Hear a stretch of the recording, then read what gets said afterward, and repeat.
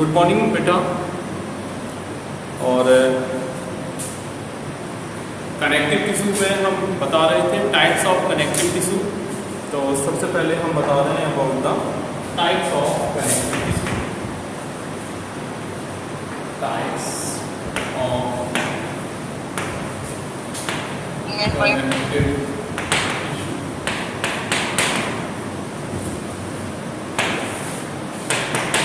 Types of connective tissues. तो जो भी टाइप्स हैं which are related with connective tissue, तो जनरली 5 टाइप के होते हैं कनेक्टिव टिश्यू। उन 5 टाइप के कनेक्टिव टिश्यू को हम 1 बाय 1 बता रहे हैं। ओके, देखो पहला हो जाएगा areolar. First one is areolar, which is also known as loose connective tissue. Areolar or loose connective tissue. Loose connective tissue. ये तो फर्स्ट हो गया areolar and dense regular connective tissue. Second one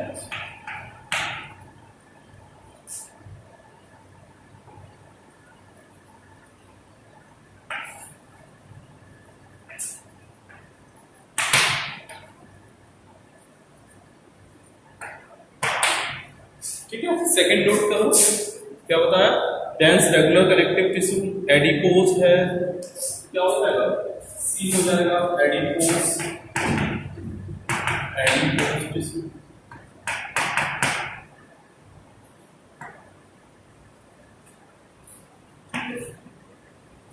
adipose के बाद अगला होगा skeletal tissue और last हो जाएगा फ्लूइड कनेक्टिव टिश्यू। कोई दिक्कत नहीं है, बोर्ड नहीं दिखाई देगा क्लियर तो सुनो, हम बता रहे हैं, रिफ्रैक्शन पड़ रहा। यहाँ एडिपोज टिश्यू लिखा है, एडिपोज के बाद बेटा होगा इसको कहेंगे हम skeletal tissue.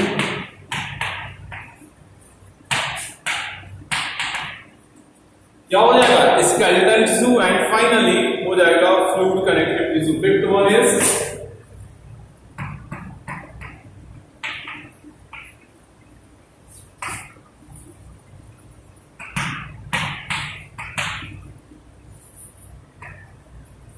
Last one is fluid connective tissue.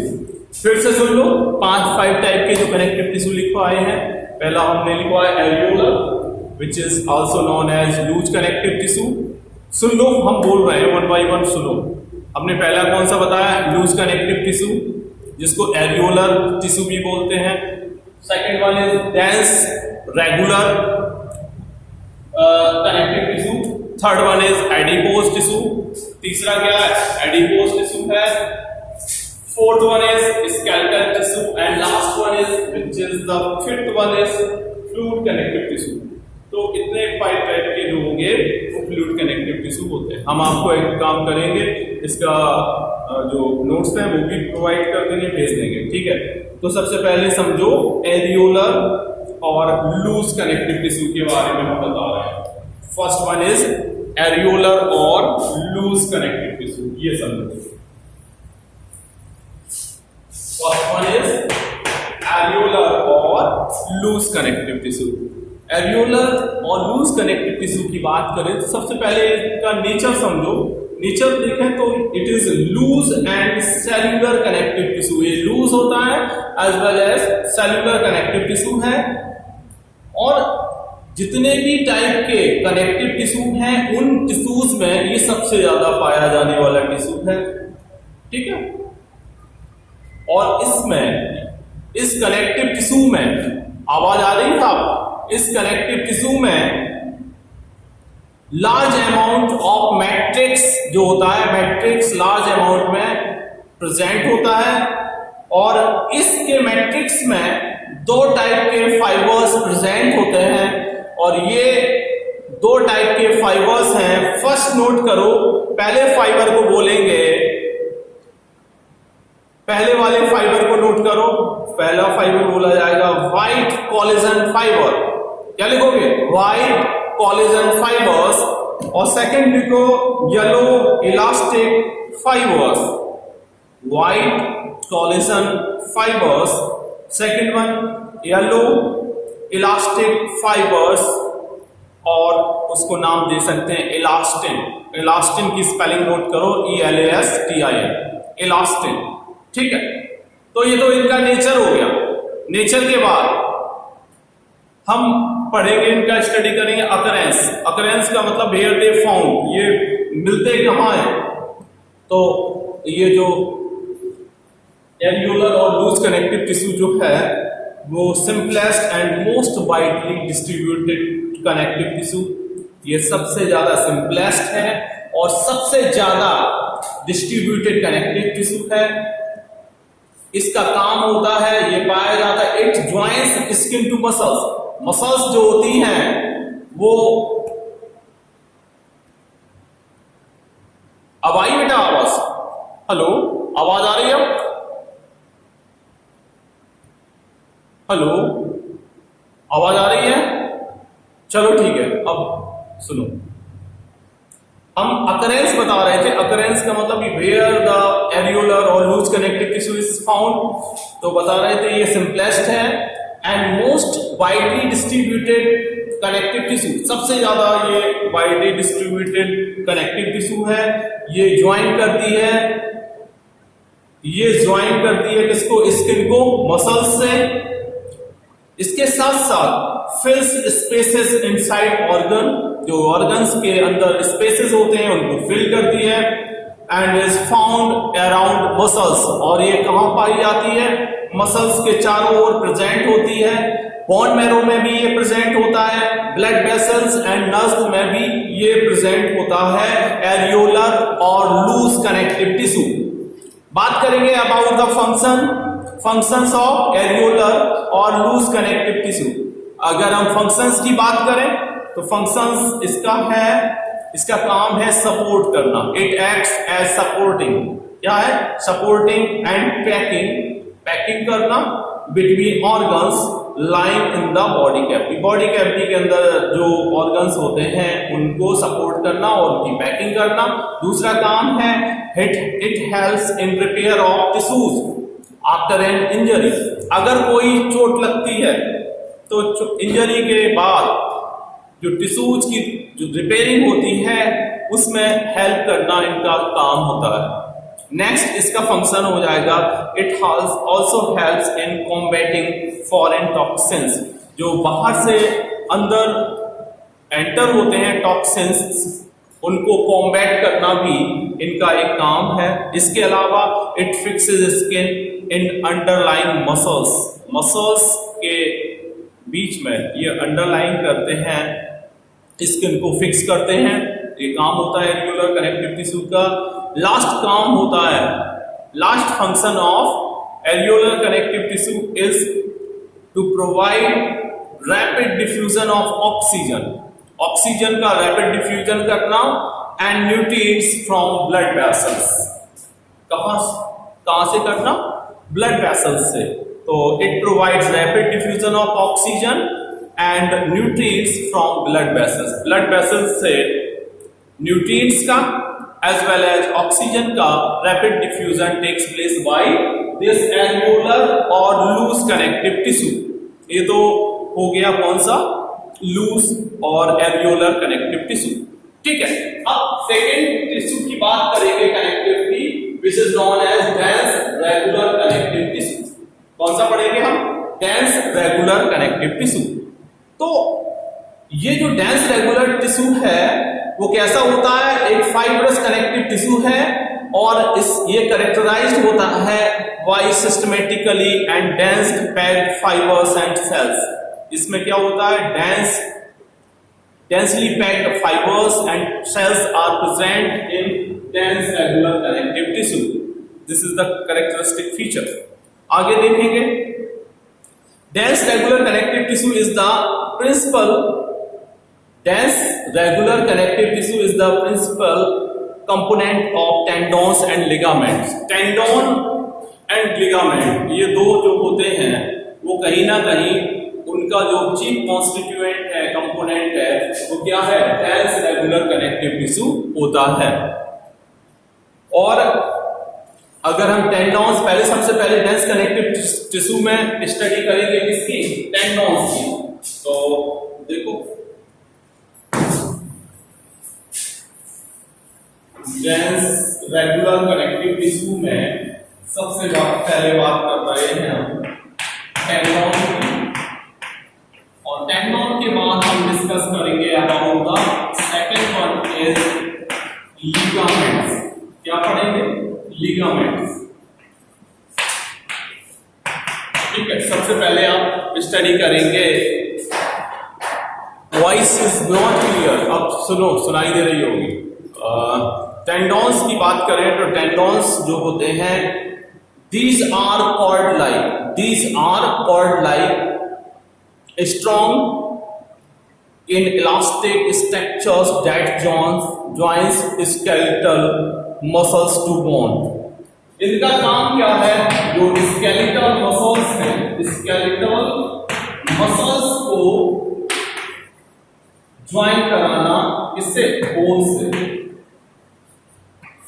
मतलब क्या हुआ, टेंडॉन्स जो होते हैं वो कैसे होते हैं, वो कनेक्ट करते हैं स्केलेटल बोन को, स्केलेटल मसल्स को बोन से। हम बता रहे थे these are the structure that join skeletal muscles to bone. इनमें बहुत ज्यादा ग्रेट स्ट्रेंथ होती है, लेकिन इसकी फ्लेक्सिबिलिटी जो होती है वो लिमिटेड होती है। टेंडॉन में फ्लेक्सिबिलिटी कम होती है, लेकिन ये कैसे होते हैं, बहुत ज्यादा स्ट्रांग होते हैं, और it is made up of collagen fibres. Tendon अगर पूछा जाए कि टेंडॉन बना कैसे होता है, तो लिखेंगे collagen fibres. It is made up of collagen fibres. Tendons are made up of collagen fibres. किसके बने होंगे, कोलेजन फाइबर्स के टेंडॉन बने होंगे। तो ये तो हो गया tendons. Second one is ligament. Ligaments जो है वो बोन को बोन से जोड़ने वाली स्ट्रक्चर होती है। ये डेंस रेगुलर कनेक्टिव टिश्यू में ऐसे आते हैं, दे आर इलास्टिक स्ट्रक्चर्स। इनमें देखो टेंडोन लिगामेंट में एक अंतर और देखने को मिला कि टेंडोन जो थे वो मसल्स को बोन से जोड़ रहे थे, जबकि लिगामेंट्स क्या होंगे, बोन को बोन से जोड़ेंगे। टेंडोन में इलास्टिसिटी कम थी, स्ट्रेंथ ज्यादा थी, इलास्टिसिटी कम थी, लेकिन यहाँ इलास्टिसिटी ज्यादा होगी, स्ट्रेंथ कम होगी। तो कभी कभी पूछा जाता है what are the differences between tendons and ligament. तो these are the major differences between tendons and ligament. तो लिगामेंट्स क्या होते हैं, strengthen the joints of bones and they permit normal movement but prevent over flexing और over extension. Sprain is caused, sprain देखा होगा, sprain जो होती है, मोच आ जाती है, वो किसकी वजह से आती है, excessive pulling, stretching of ligament. Ligament में अगर स्ट्रेचिंग आ जाए, वो ज्यादा खिंचाव आ जाए, तो कंडीशन क्या बनेगी, कंडीशन बनेगी स्प्रेन की कंडीशन बन जाएगी। ठीक है, तो ये तो हो गया लिगामेंट। अब जैसा कि पांचवा जो है, फर्स्ट क्या हो गया, एरियोलर, सेकंड क्या हो गया, डेंस, थर्ड वन देखो, थर्ड वन का नाम क्या दिया था, एडिपोज टिश्यू। तो तीसरा जो कनेक्टिव टिश्यू होगा उसका नाम क्या हो जाएगा, एडिपोज टिश्यू।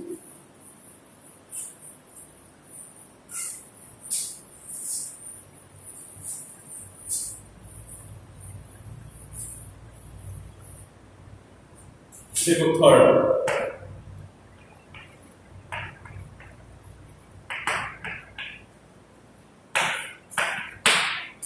आपको पहले से ही पता है एडिपोज टिश्यू क्या होते हैं, fat storing tissues are known as adipose tissue. इनमें क्या होता है, फैट का स्टोरेज होता है।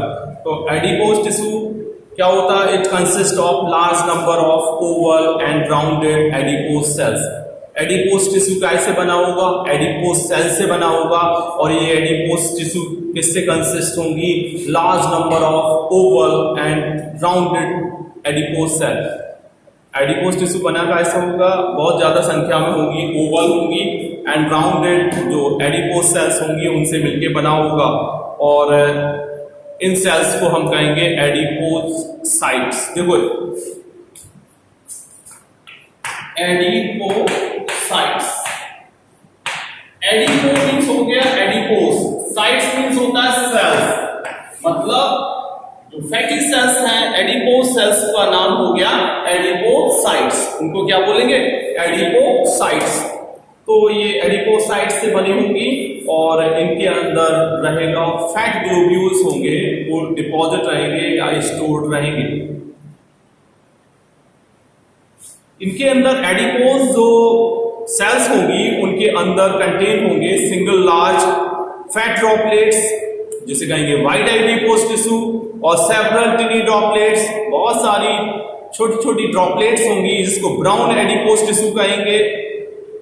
एडिपोसाइट्स के अतिरिक्त एडिपोस टिश्यू जो होता है उसमें फाइब्रोब्लास्ट सेल्स होती हैं, मैक्रोफेजेस होते हैं, कोलेजन होते हैं एंड इलास्टिक फाइबर्स भी प्रेजेंट होते हैं। तो ये ध्यान रखना है आपको, एडिपोस टिश्यू में केवल एडिपोसाइट्स ही नहीं होती हैं, उनके अलावा हमने जैसे मैक्रोफेजेस बताया, जो भी अभी बताए थे हमने, ये भी प्रेजेंट होते हैं।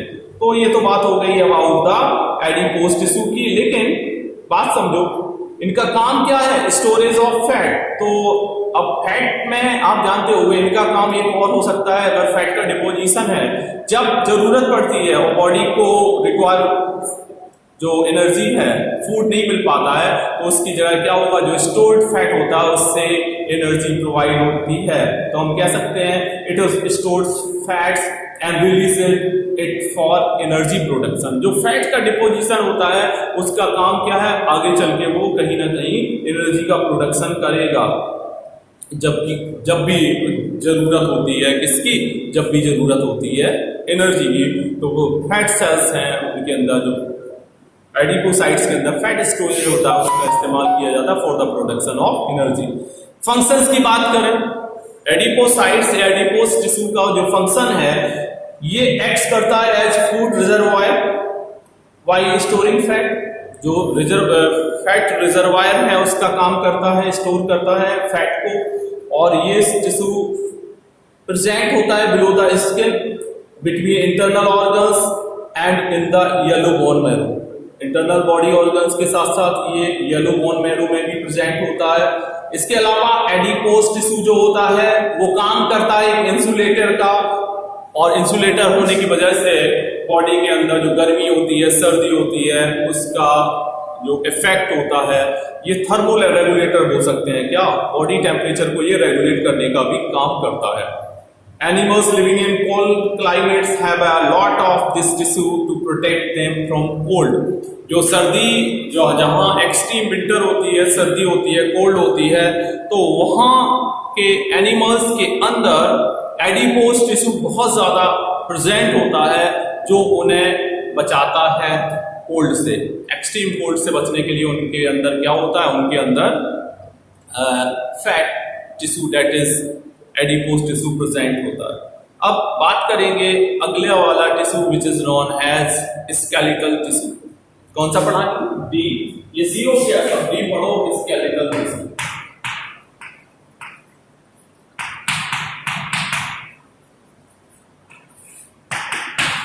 स्केलेटल नाम से ही क्लियर है, it is related with skeleton. किससे रिलेटेड होगा? स्केलेटन से होगा, इसलिए इसको क्या बोलेंगे आप? Skeletal tissue. क्या लिखा हमने? स्केलेटल टिश्यू, स्केलेटन से रिलेटेड है। स्केलेटल टिश्यू के बारे में, skeletal tissue forms the rigid skeleton which support the vertebrate. जो वर्टिब्रेट्स की बॉडी होती है उसको सपोर्ट काय से मिलता है? स्केलेटल टिश्यू से। वो स्केलेटल टिश्यू में क्या आ जाएगा? कार्टिलेज आ जाएगा, एज वेल एज बोन्स आ जाएंगे, बोन्स एंड कार्टिलेज। तो क्या बात कर रहे थे? Skeletal tissues forms the rigid skeleton which supports the vertebrate body. एक तो काम यही हो गया, वर्टिब्रेट की बॉडी को सपोर्ट करना।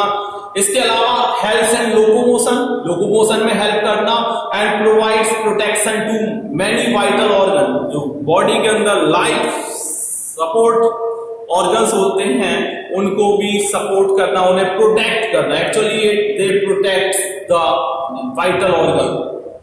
It is mesodermal in origin. ये जो है स्केलेटल टिश्यू कैसा है? मीजोडर्मल ओरिजिन का है, और there are two types of skeletal tissues. कौन से स्केलेटल टिश्यूज होंगे? फर्स्ट वन इज कार्टिलेज, पहले को क्या कहेंगे हम? कार्टिलेज, और दूसरे को कहेंगे हम बोन। क्या क्या हो जाएंगे? कार्टिलेज हो जाएगा, बोन। आपने देखा होगा ये ट्रैकिया है, नोज, ईयर, इनको देखोगे तो ये इनमें फ्लेक्सिबिलिटी बहुत ज्यादा होती है, इनमें बोन्स नहीं होती है। तो ये जो होते हैं ये स्केलेटल टिश्यू सॉफ्ट होता है। ऑन द अदर हैंड हम ये देखें अंदर की जो बोन्स हैं, बोन होती है वो हार्ड होती है। ठीक है, तो ये नोट करो। Thank you so much.